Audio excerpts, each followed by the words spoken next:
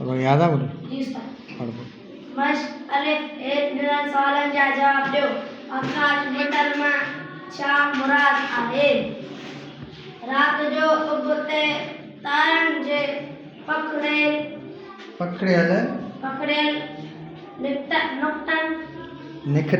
निकटन वारे मंडाल के आकाश मंडल चइजे थो।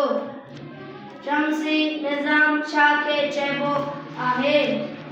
सिज ऐं उन जे चौधारी गर्दिश कंदड़ शयन के शमसी निज़ाम चइबो आहे। ग्रह ऐं उपग्रह में फर्क ॿुधायो। ग्रह या उपग्रह खे पंहिंजे रोशनी न हूंदी आहे। नंढा वॾा ग्रह सिज जे चौधारी गर्दिश कंदा आहिनि। उपग्रह वरी ग्रह जे चौधारी चकर लॻाईंदा आहिनि।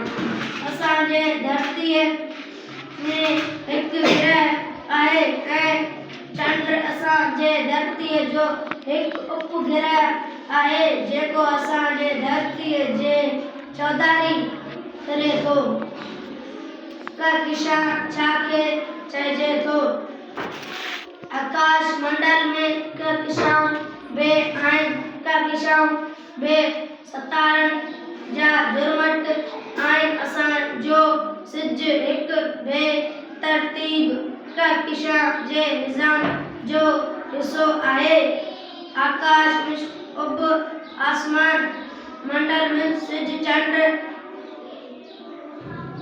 तारन नज़ारो में गर्दिश में चक्कर झरमट में झुरमट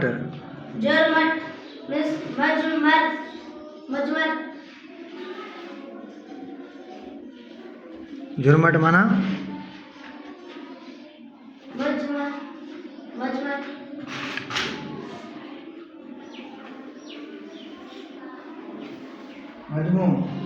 मजमू